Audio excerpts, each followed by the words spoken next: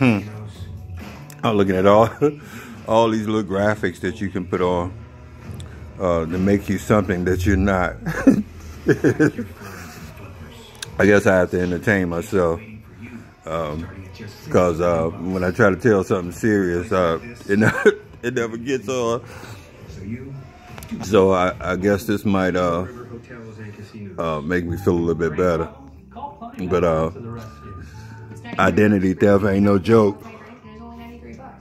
Well, I'm gonna have a lot of people talk to this week. My favorite people, law enforcement for one. Sad in a way that you put someone's kid in danger, and for a stranger to come in and tell you what you're gonna do with that kid. You know, you mess with people and you mess them over, and you laugh at them and you try to steal their identity. People know action always causes a reaction, and they never figured that you can hurt them a lot worse than they hurt you. Most people, I guess, up here in Phoenix don't retaliate against you if you do something to them. They're so caught up in the system, justice system, that they want no parts of law enforcement, or have no voice to do so because of them being wanting to be anonymous and caught up in the system. So they figure everybody is a criminal, and we handle things on the street that way. Now, nobody wants to go so far as it's a chess match game. Why, thank you, Paul. Yeah. You have different reasons. A match game of I move here and you move there. Are you gonna do enough stuff to jackpot yourself and put yourself in jail? Because I'm gonna do this to you, which is not a law-abiding thing. You're gonna do this, and you might step over the line where police might say, you know, sir, I can justify, and I can't justify what you did, but I've got a little sympathy for you, but you know, law, you just kind of broke the law. Same thing if you get into a fight in front of witnesses and you throw the first punch. Though this guy's been threatening you, you threw the first punch, you're going to jail. So that's how it is, and that's what's going on with me, with this girl, Monica L. Cummings, whatever the hell her name is. Because I want to quit doing drugs, because she know that I get $4,000 a month. I was passed around like a hoe from my apartment building to hers door. Now she's known long about me from a lady I befriended when I first got here 4 years ago by playing the music too loud. Her boyfriend came up and said, look, my girlfriend just got out of the hospital. Could you turn the music down? And it happened to be on Mother's Day or Valentine's Day or something. So I went downstairs and I gave her $100 and some flowers. And I said, you know, I'm really sorry. So she finally came up. And I said, I was really sorry for playing the music loud. She was the first person, being the first owner of this apartment building that I'm in now, told me to talk to see how one bedrooms looked and to let me upstairs to see how a 2-bedroom apartment looked. I fell in love with my apartment that I'm in now, though I never ever slept back there in those back rooms. Yeah, 2-bedroom, paying $850 a month. I'm by myself.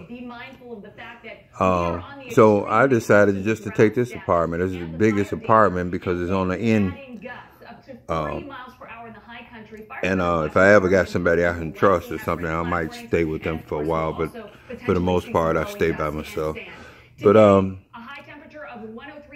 so she was the first person I met when I first got here 4 years ago.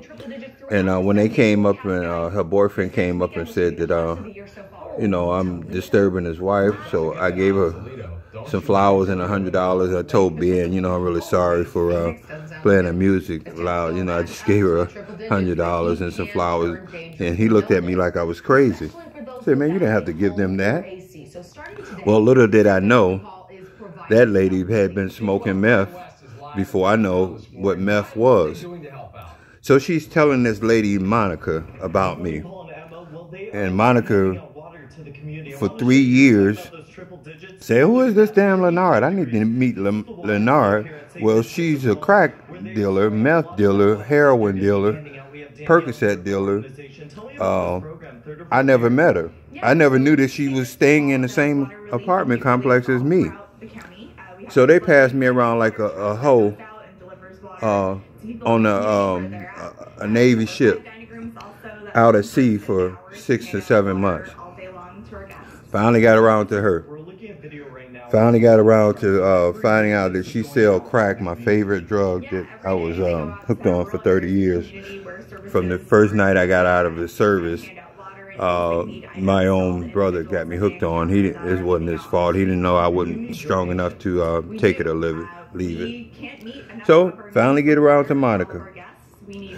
I had been dealing with Monica for about a year and a half. $900 a month, every month, like clockwork.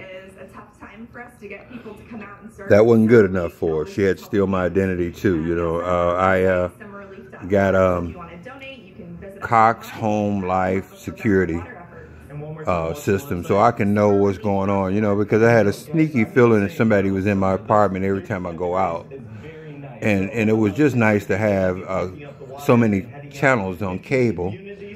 For the 65-inch TV that I just bought. I had a couple of reasons why. So I'm all excited, and I give her all my books to show you how to set your surveillance camera, to tell you all the perks of having this Cox cable.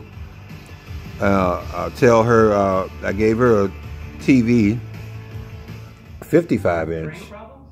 That I paid $1,000 for 3 years ago at the pawn shop. I can't even imagine what it costs if it's $1,000 for me to buy it. It had Netflix on it then, so it had to be a $3,000 TV too. And study her being satisfied with getting a TV like that, because she was looking at some little 20-inch TV or something in the front room, looked like she got out of the dumpster. She accessed my password and everything on my Cox cable surveillance camera, looking at me sleep on the couch along with whoever else she had in her front room of a drug spot that people come in and out. That's being grateful. I guess she had to do that to feel like that I was stupid and she was so smart. A dish well served cold is what I'm on this week. I left a message with her public aid caseworker to tell her this whole story. I'm going to talk to, she got kicked out of here for selling drugs. I'm going to talk to the owner of the apartment building that she's in now, he owns 3 buildings on that block, and tell him that the drug task force is going to kick his door in this week, next week, or whenever whenever it's convenient for them, and that they know that they had a big drug dealer that left here from getting kicked out and moved in your apartment building. And are you aware of that, and are you harboring her? Also, I'll ask the caseworker that too today. Did she know that she set up another apartment for this girl to sell drugs, which she has a lot of customers in her building already, and she just moved there? Is this something that she know about, or I don't want to say is a caseworker buying drugs from her too, or if she's just unaware? So this is all my things that I'm gonna do today. But I'm finna get my butt up, and I'm not gonna get up too early and try to go to the VA to get some pain pills and antibiotics. Out of all the stuff I have to go through with my claim and different things that the VA didn't do for me, I have to deal with identity theft too, and ignorant drug dealers that once they know that you get so much money a month, when you say that you want to quit, they got other plans for you. And if they can't get any money from you, they try to mess up you in some other kind of way, is what the whole issue of this tape is about. So I ain't gonna spend too much time. I'm retired, and I don't have any rat race that I have to be in, but sometimes sitting idle like this is more of a it's just more damaging to me than it is positive. Thank you.